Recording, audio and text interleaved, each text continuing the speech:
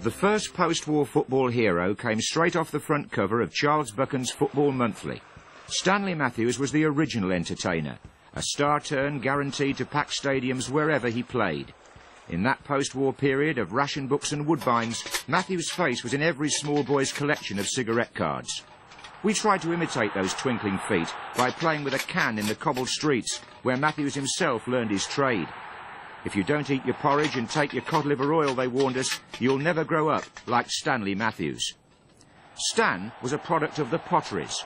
His father, Jack, the fighting barber from Hanley, was a featherweight who had 350 fights, and young Stanley went to Wellington Road School, where he played football to his heart's content.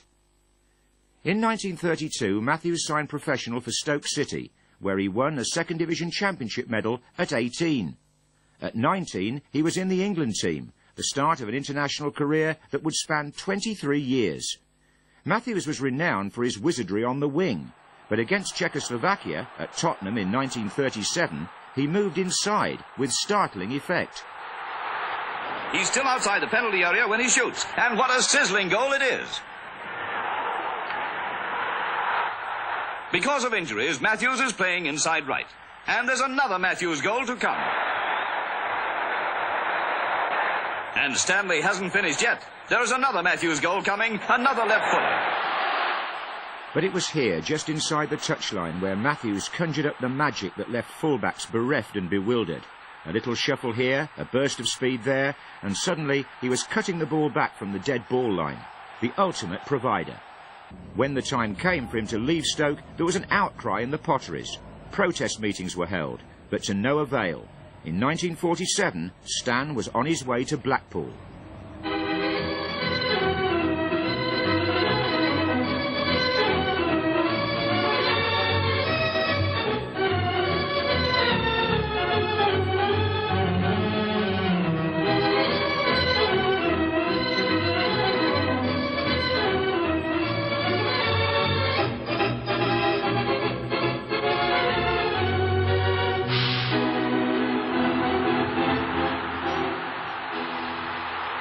If I'm on the edge of the penalty area and there's only one player to beat, I'm going to try to beat him.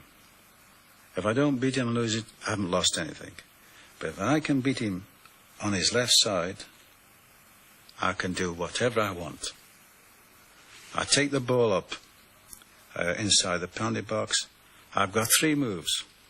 Now, the goalkeeper is dithering because he's got to stay at the nearest post. And the first thing I've got to look up for is one of my incoming forwards for a back pass. Now, if that's not on, my next move is to send the ball to the far post. The goalkeeper is stranded anyway. If that's not on, I'll try and hit the ball loud and low across the goal mouth, see what happens. This is the most devastating, dangerous move for wingers to do that. That's where all the goals come from, not down the middle. I used to do that, and I got confidence, and people used to say, well, we know what he does. But you see, I think the secret was change of pace. As soon as I flicked it, I was very quick. I used to practice 20 sprints a day, not 50 yards, 15 yards, and 6 shots explode. It's no use being clever on the ball, and you slow off the mark. They'll catch you again. You've got to show them a clean pair of heels.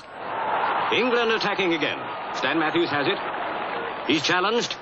He centres to Atjo, who beats the goalie and heads to Taylor, and Taylor scores. Once again, it's Stan Matthews who gives Granger the opening, and Granger nods it home. When it came to cup finals, it looked as though Stan would never get a winner's medal. Blackpool were beaten by Manchester United in 1948, and now in 1951 they faced Newcastle. Matthews was 36. It seemed his last chance. But Newcastle won 2-0 on this royal occasion. But not even all the Matthews magic can pull this match round for Blackpool. A last shot of defiance zooms over the bar, but it brings only a pat of sympathy for Stanley Matthews. This was the era of 100,000 crowds and genuine sportsmanship, when sympathy for his hero brought a tear to many a schoolboy's eye. But 2 years later, Matthews was back, playing his third cup final at the age of 38. It was coronation year. Blackpool and Bolton served up a match fit for a queen and her Prince Charming. Blackpool came back from 3-1 down, and with less than a minute to go, it was 3-3 when Matthews got the ball again. And Ralph Banks was there, and I had to get it very quickly to him, tack him and beat him. And I thought I overran it. And I pushed it. As I got to him, I should have been closer. But I pushed it. I didn't get too close, I pushed it. And he came after me. I didn't beat him as I wanted to beat him. Now, there's always, when I beat anybody like that, the first thing I see is always Stan Mortensen. I've got to hit the ball back. He is there. And as I went to the ball, I quickly looked up. Morty had run forward to the goalkeeper. I was saying, no, only looked like a flash. There I saw Bill Perry in open space on the penalty spot. It's there! Perry! As soon as I hit it, it was a simple pass. It wasn't a pass trying to go through a foot. It wasn't such a great pass. Anybody could have given that pass, you know? But as I hit it, I slipped. And he scored. Great shot. A flick to centre finds Perry, who crashes it home into the Bolton net. Blackpool 4, Bolton 3. There's no doubt about it now. Matthews is the man of the match. And at last, Stan had that elusive cup winner's medal.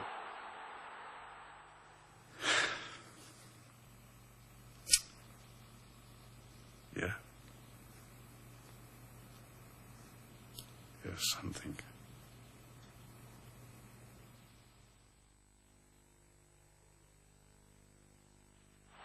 It was something else when, in 1961, Matthews rejoined Stoke City at the age of 46, 14 years after leaving them for Blackpool. Now he cost just £3,000. A crowd of 36,000 saw his second Stoke debut against Huddersfield, and the following season, Matthews led Stoke to the Second Division Championship in their centenary season. It was the most sensational homecoming in the history of the game. Matthews played his last match in the First Division at the age of 50 years and 5 days. They would never see his like again. And yet, one of his contemporaries achieved equivalent status in the Entertainers' Hall of Fame. It was the hottest football argument of the post-war period. Matthews or Finney? Even the England selectors hedged their bets, but Bill Shankly had no doubts. Tommy Lawton passes to Preston's Tom Finney, who slams it into the net. Tommy Finney, whom I saw playing as a boy of 14 for Preston schoolboys. Tommy Finney had everything, and he always did the opposite that you think he was going to do. Thank God he was in my team. We used to say at Preston, when we were all tired, give it to Tommy and he'll dribble about for 10 minutes with it, give us all the rest. If I had my choice of picking a player in the whole world, with my life at stake, I would pick Tommy Finney. Matthews and Finney, two great wingers, different in style. I was a pretty regular goal scorer, and my aim was to get past the full-back and get in and create chances for others, or even score myself, where I felt Stan was a creator and maker of chances for other players. Finney was a craftsman in more ways than one. Off the pitch, the Preston plumber had his own business. On the field, he was also in charge.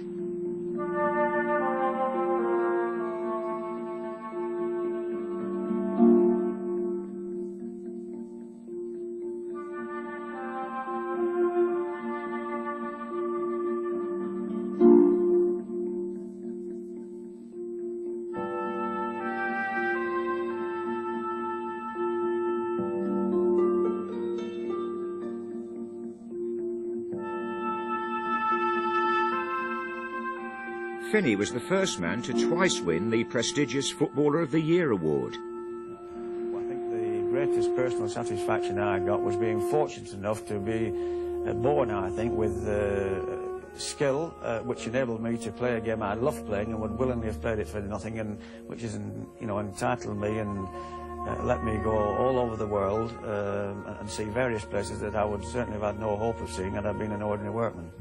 The whole world would have been at Finney's feet had he been born a generation later. He retired in 1959 on no more than £20 a week. Preston said farewell to its most famous son. Finney and Matthews, they graced the 40s and 50s, gentlemen of the game whose stature and conduct belonged to a chivalrous and courteous age.